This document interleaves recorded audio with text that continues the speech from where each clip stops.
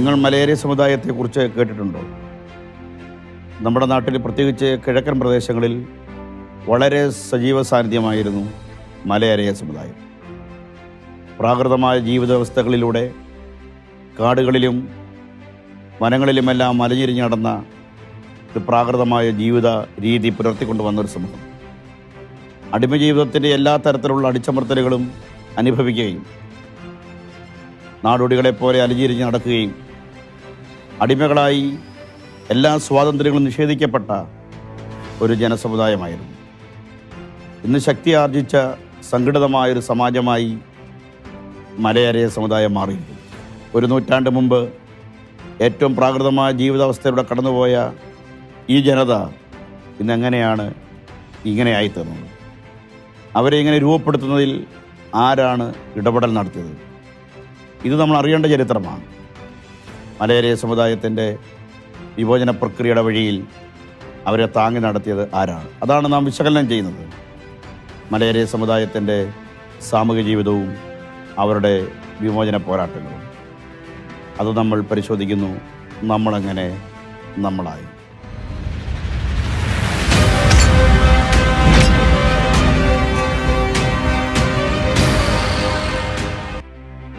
നമ്മുടെ നാട്ടിലെ ഏറ്റവും പ്രാകൃതമായ ജീവിതാവസ്ഥയിലൂടെ കടന്നുപോയ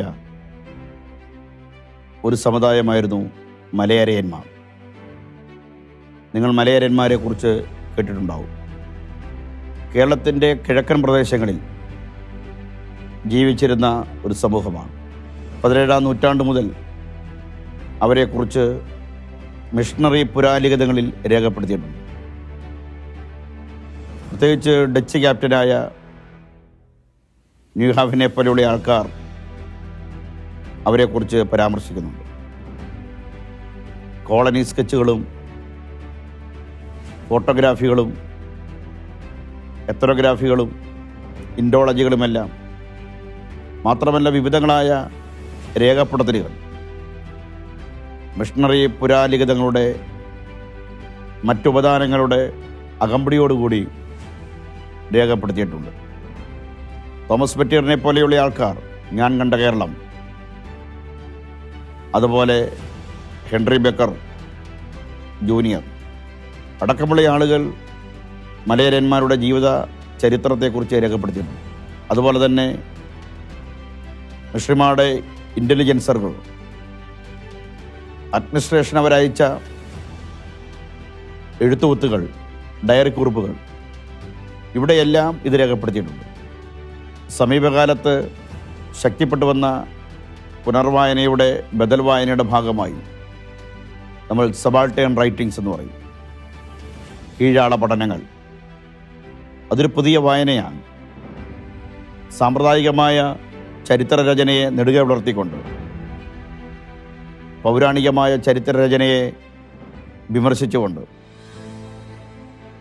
ആസ്ഥാന തമ്പുരാക്കന്മാരായ സവർണ ചരിത്രകാരന്മാർ രേഖപ്പെടുത്തിയ ആ ചരിത്രങ്ങളെ കൃത്യമായി ചോദ്യം ചെയ്തുകൊണ്ട് മിഷണറി പുരാലിഖിതങ്ങളുടെ പിൻബലത്തോടെ അതിന് രീതിശാസ്ത്രങ്ങൾ അവലംബിച്ചുകൊണ്ട് പുതിയ പഠനങ്ങളും ഗവേഷണങ്ങളും ഇന്ന് രംഗത്ത് വന്നിട്ടുണ്ട്.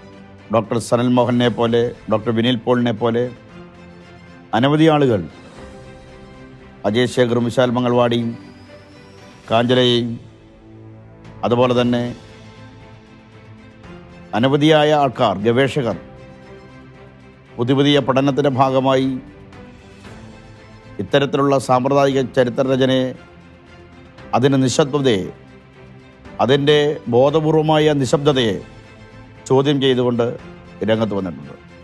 ആ പഠനത്തിൻ്റെ ഭാഗമായി അടിമജീവിതത്തെക്കുറിച്ചും അടിമകളുടെ ചരിത്രത്തെക്കുറിച്ചും ഈ നാട്ടിലെ ആദിമനിവാസികളായ ഒട്ടനവധി ആൾക്കാർ, പുലയർ, സാമ്പവർ, വേട്ടുവർ, ഉള്ളാടർ, മലയരയന്മാർ, നായാടികൾ, ഐനവർ, അങ്ങനെ വിവിധങ്ങളായ സാമൂഹിക വിഭാഗങ്ങളുടെ ഉള്ളറകളിലേക്ക് കടന്നു ചെന്നുകൊണ്ട് അവരുടെ അന്തർസംഘർഷങ്ങളെയും മുറിവുകളെയും ആഭ്യന്തര ജീവിതത്തിലെ അപര്യാപ്തതകളെയും നന്നായി അവർ രേഖപ്പെടുത്തിയിട്ടുണ്ട്. അതൊരു പുതിയ തുറവിയാണ്, പുതിയ കാൽവെപ്പാണ്.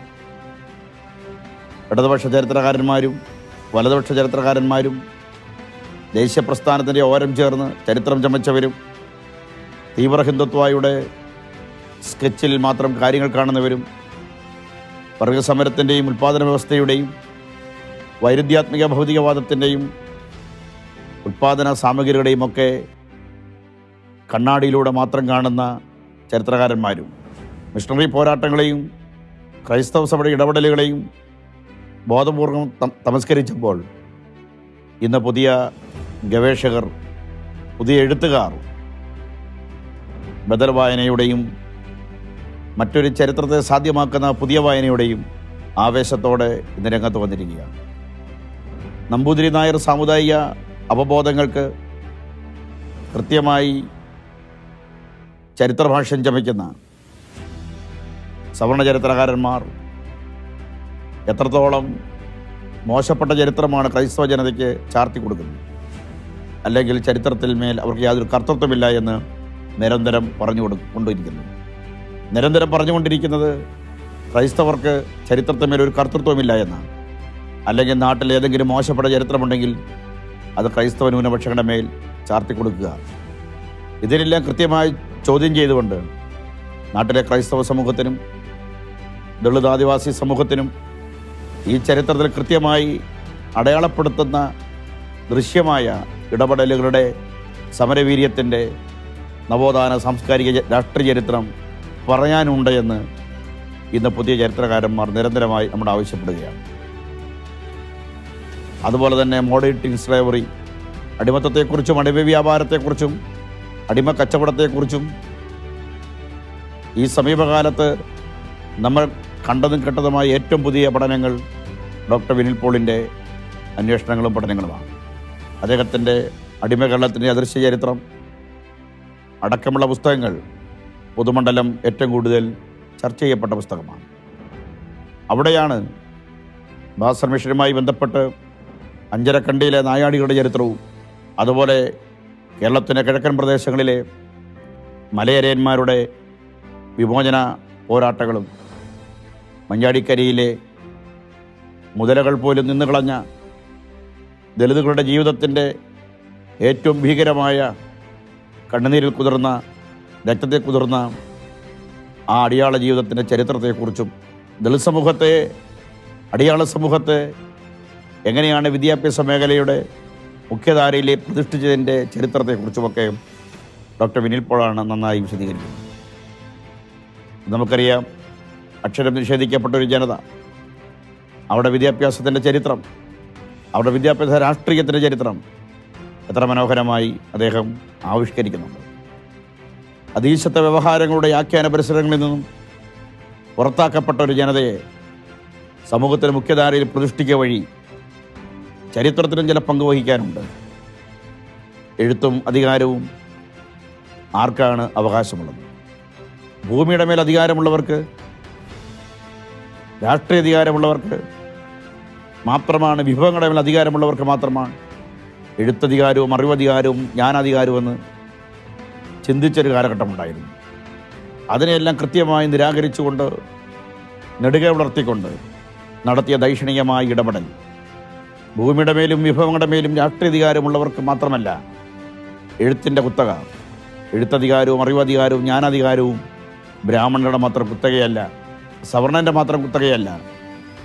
അത് കൃത്യമായി ക്രൈസ്തവനും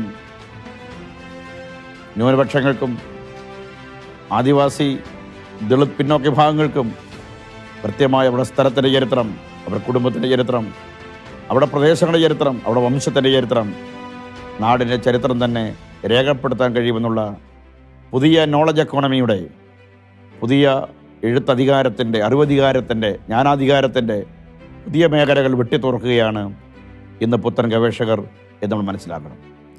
അതിൻ്റെ ഭാഗമായിട്ടാണ് നവോത്ഥാന സാംസ്കാരിക ചരിത്രത്തിൽ പുതിയ ഏടുകൾ നാം ഇന്ന് ചർച്ച ചെയ്യപ്പെട്ടുകൊണ്ടിരിക്കുന്നത്. നിരന്തരമായി നവോത്ഥാന സാംസ്കാരിക രാഷ്ട്രീയ ചരിത്രത്തിൽ പുതിയ സംഭവങ്ങൾ, പുതിയ കണ്ടെത്തലുകൾ, പുതിയ അന്വേഷണങ്ങൾ ഇന്ന് നടന്നുകൊണ്ടിരിക്കുന്നു. അത് അടിത്തട്ടിലൂടെ ആ ചരിത്രം സഞ്ചരിക്കുകയാണ്. സമൂഹത്തിൻ്റെ ഏറ്റവും അടിത്തട്ടിലൂടെ സഞ്ചരിച്ച് പുതിയ ചരിത്രങ്ങളെയും ജീവിതാനുഭവങ്ങളെയും കണ്ണുനീരിൻ്റെയും കയ്പിൻ്റെയും കലർപ്പിൻ്റെയും അനുഭവങ്ങളെയെല്ലാം പൊക്കിയെടുത്ത് മുഖ്യധാരയിൽ പ്രതിഷ്ഠിച്ച് പഴയൊരു ചരിത്രത്തെ മനുഷ്യരോട് വിളിച്ചു പറഞ്ഞുകൊണ്ടിരിക്കുകയാണ് പുതിയ ഗവേഷകർ, എഴുത്തുകാർ. അങ്ങനെയാണ് മലയാളിയന്മാരുടെ ചരിത്രം രംഗത്ത് വരുന്നത്. നമുക്കറിയാം ജോസ് പീറ്ററിൻ്റെ കലഹിക്കുന്നവരുടെ ചരിത്രം. ജോസ് പീറ്ററിൻ്റെ കലഹിക്കുന്നവരുടെ ചരിത്രത്തിൽ കൃത്യമായി രേഖപ്പെടുത്തിയിരിക്കുന്ന മലയാളിയന്മാരുടെ ജീവിതചരിത്രമാണ്. എങ്ങനെയാണ് മലയാളി സമുദായം ക്രിസ്തുവിൻ്റെ സ്നേഹത്തിലേക്ക് ആനയിക്കപ്പെട്ടത്, എങ്ങനെയാണ് സഭത്വാധിഷ്ഠിതമായ ക്രൈസ്തവ ആദർശങ്ങളെ നെഞ്ചിലേറ്റാൻ അവർ തയ്യാറായത് എന്ന ജോസ് പീറ്റർ തൻ്റെ കലഹിക്കുന്ന ചരിത്രം ആ പുസ്തകത്തിൽ രേഖപ്പെടുത്തിയിട്ടുണ്ട്. മാത്രമല്ല നമുക്കറിയാം ഹെൻറി ബേക്കറിനെ കുറിച്ച്. ഹെൻറി ബേക്കർ സീനിയർ, അദ്ദേഹത്തിൻ്റെ മകനാണ് Henry Baker junior. Henry Baker junior വളരെ കൃത്യമായി ഈ മേഖലകളിൽ ഇടപെട്ടിട്ടുള്ള ഒരു വ്യക്തിയാണ്. കോട്ടയത്തെ പള്ളത്തായിരുന്നു ഹെൻറി ബേക്കറിൻ്റെ താമസം. രാവിലെ ഞാൻ എൻ്റെ പഠനമുറിയിരുന്നപ്പോൾ കുറച്ച് ആളുകൾ എന്നെ അന്വേഷിച്ച് വന്നത് ഞാൻ അറിഞ്ഞു. ഞാൻ നോക്കിയപ്പോൾ അവർ പലരും നഗ്നരായിരുന്നു. നൂൽ വസ്ത്രം പോലുമില്ല. ചിലർ വിറയ്ക്കുന്നുണ്ടായിരുന്നു. ചിലർ ഇലകൾ കൊണ്ട് തങ്ങളുടെ നാണം മറച്ചു. ചിലരുടെ കാലുകളിൽ ചങ്ങലയുണ്ടായിരുന്നു. ചിലരുടെ കാലുകളിൽ രക്തപ്പാടുകളുണ്ടായിരുന്നു. ചിലരുടെ കാലുകളിൽ നിന്ന് രക്തം പൊടിക്കുന്നുണ്ട്, ഒഴുകുന്നുണ്ട്. എനിക്കാദ്യം ഭയമായിരുന്നു അവരെ അഭിമുഖീകരിക്കാൻ. അവർ കോട്ടയത്തെ പള്ളത്ത് എൻ്റെ വസതിക്ക് മുമ്പിൽ വന്ന് പറഞ്ഞു, അങ്ങ് ഞങ്ങളുടെ നാട്ടിലേക്ക് വരണം. എനിക്ക് പോകാൻ ഭയമായിരുന്നു. വളരെ ഭീകരമായ, ഭ്രാന്തമായ, വന്യമായ അന്തരീക്ഷമാണല്ലോ ആ കാലഘട്ടങ്ങളിൽ കിഴക്കൻ പ്രദേശം. 1800കളിലെ ശേഷമുള്ള ചരിത്രമാണ്. കുതിരപ്പുറത്ത് ഹെൻറി ബേക്കർ മലയാളിയന്മാരുടെ താവളമായ കിഴക്കൻ പ്രദേശത്തേക്ക് പോവുകയാണ്. നമുക്കറിയാം മേലുകാവ് പോലെയുള്ള ഇന്നത്തെ പ്രദേശങ്ങൾ അന്നങ്ങനെ ആയിരുന്നു എന്നുള്ളത് നമുക്കെല്ലാവർക്കും അറിയാം. ആ മേഖലകളിൽ ഇടതൂർന്ന് കിടക്കുന്ന വനങ്ങൾ, കാടുകൾ, അതിലൂടെയെല്ലാം കുതിരപ്പുറത്തുള്ള യാത്ര വളരെ ദുഷ്കരമാണ്. അദ്ദേഹം അവരെ തേടി അവിടെ എത്തി. ആ കാലങ്ങളിൽ തമ്പുരാക്കന്മാരുടെയും ജന്മിമാരുടെയും ഒക്കെ വീടുകളിൽ അടിമകളാക്കപ്പെട്ടവരായ ആൾക്കാരുണ്ട്. ഡൊമസ്റ്റിക് സ്ലേവ് നമ്മൾ പറയും. അവിടെ നിന്ന് ജന്മിമാരെ ഭയന്ന്, ജന്മിമാരെ പേടിച്ച് വീട് വിട്ടോടിയവരൊക്കെ ഉണ്ട്.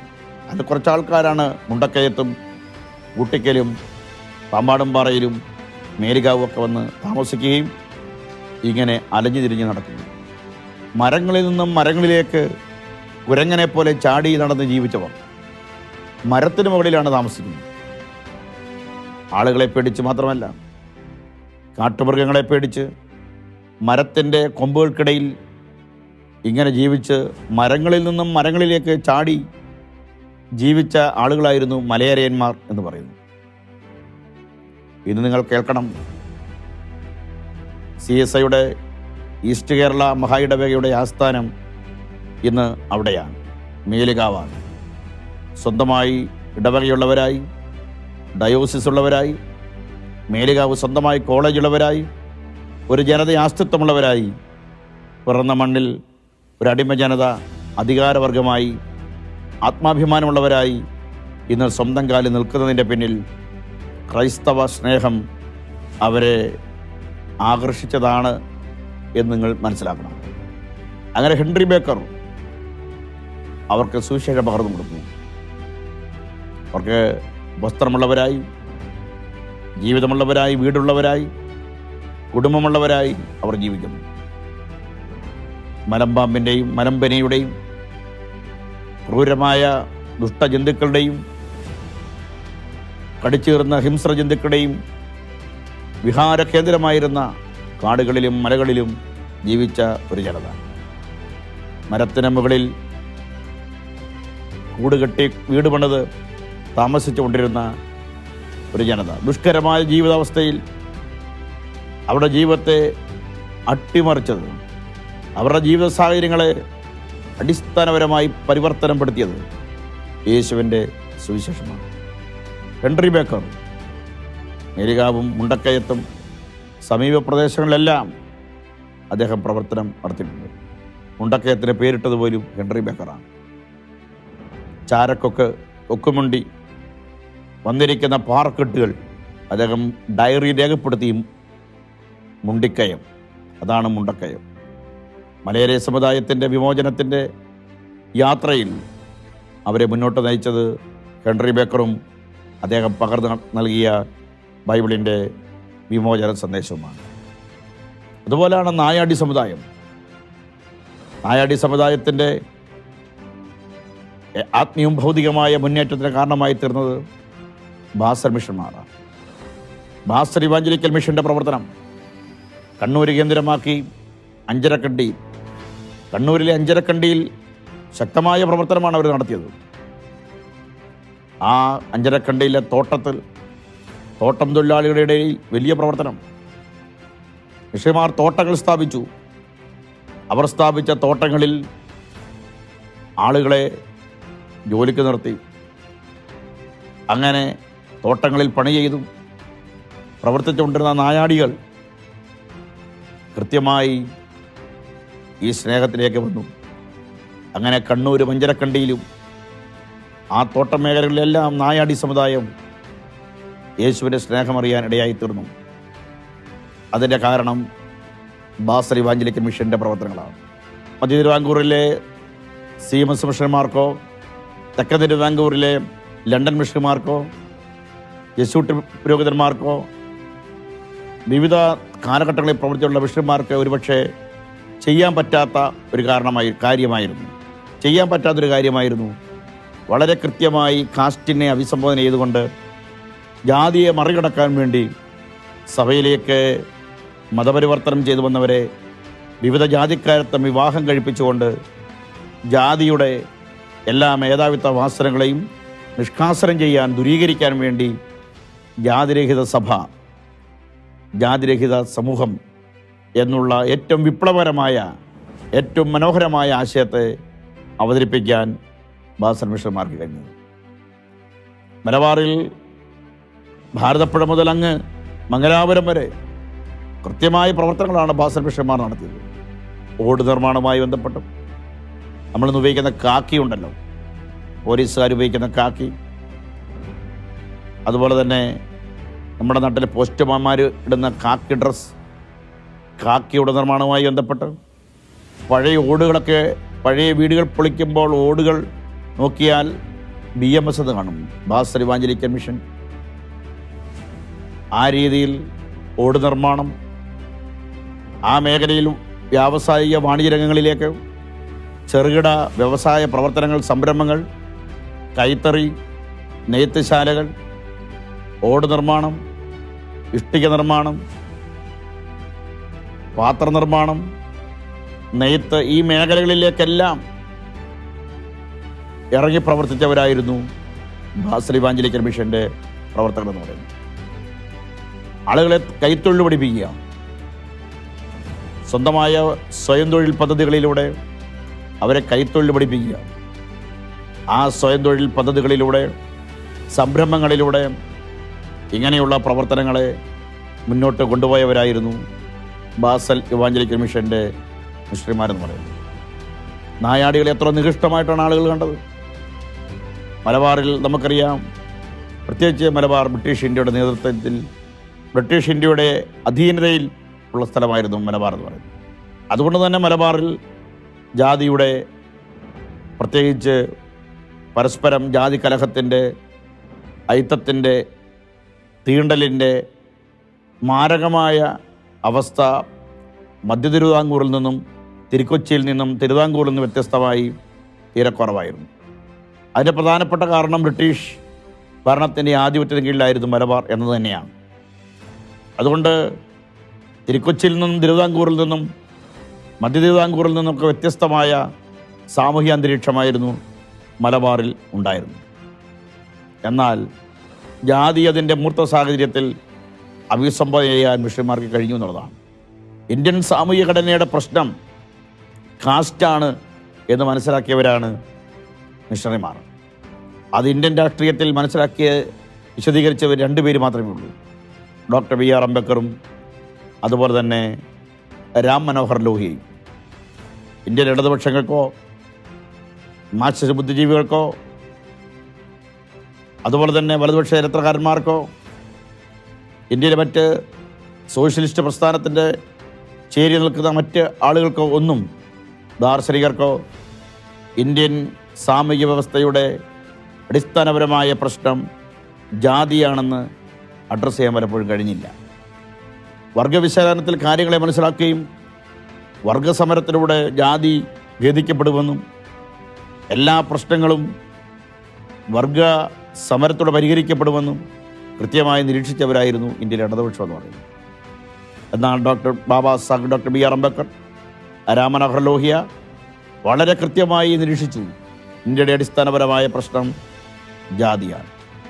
ജാതി അതിൻ്റെ മൂർത്ത സാഹചര്യത്തിൽ അഭിസംബോധന ചെയ്യാതെ, ജാതിയെ മറികടക്കാതെ, ജാതിയെ ദൂരീകരിക്കാതെ abolition of caste, annihilation of caste, ഈ കാര്യം കൃത്യമായി അവതരിപ്പിച്ച വ്യക്തിയാണ് ഡോക്ടർ B.R. അംബേദ്കർ. അദ്ദേഹത്തിൻ്റെ ജാതി നിർമൂലനം എന്ന് പറയുന്ന പുസ്തകത്തിനകത്ത് കൃത്യമായി അത് വിശദീകരിക്കുന്നുണ്ട്.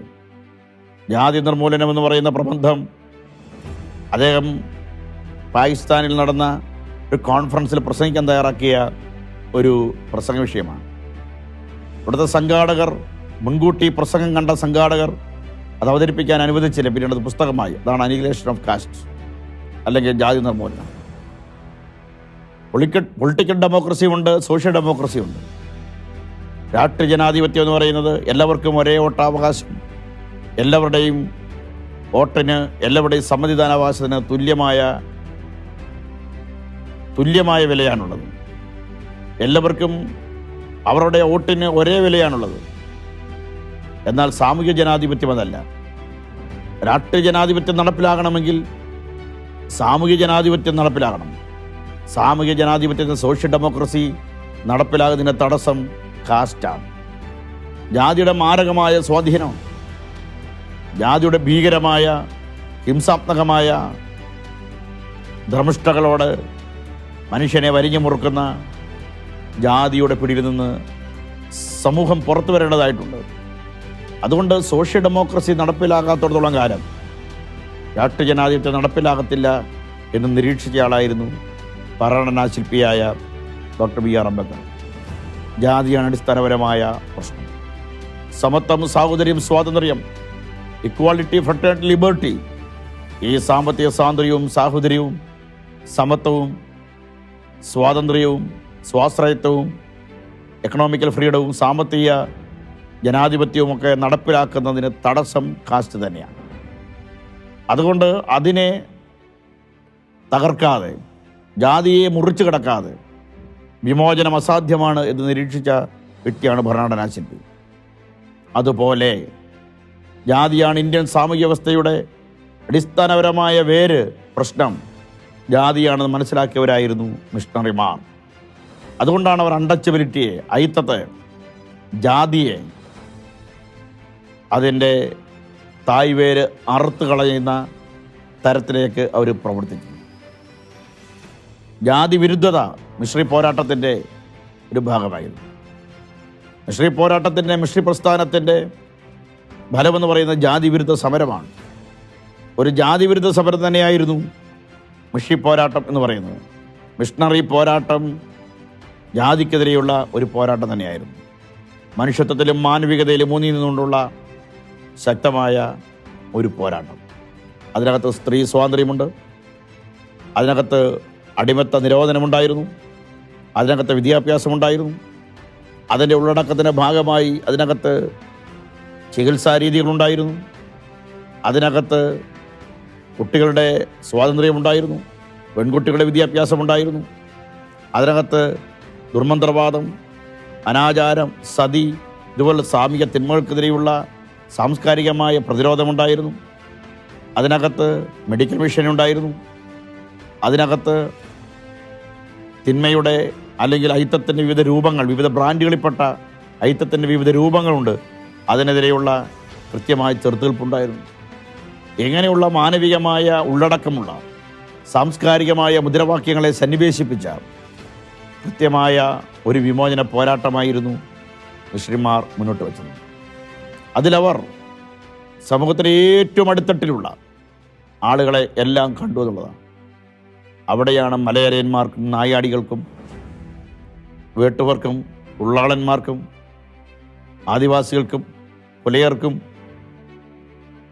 സാമ്പവർക്കും സിദ്ധനർക്കും അയിനവർക്കുമെല്ലാം ഓരോ സമുദായത്തിൻ്റെയും ഓരോ വ്യക്തിയുടെയും അടുക്കിലേക്ക് അടുത്തിയെല്ലാം മിഷണന്മാർക്ക് കഴിഞ്ഞത് എത്രത്തോളം ഗ്രാസ് റൂട്ട് ലെവലിൽ സമൂഹത്തിൻ്റെ അടിത്തട്ടിലൂടെ അവർ സഞ്ചരിച്ചു എന്നുള്ളതിൻ്റെ തെളിവാണ്.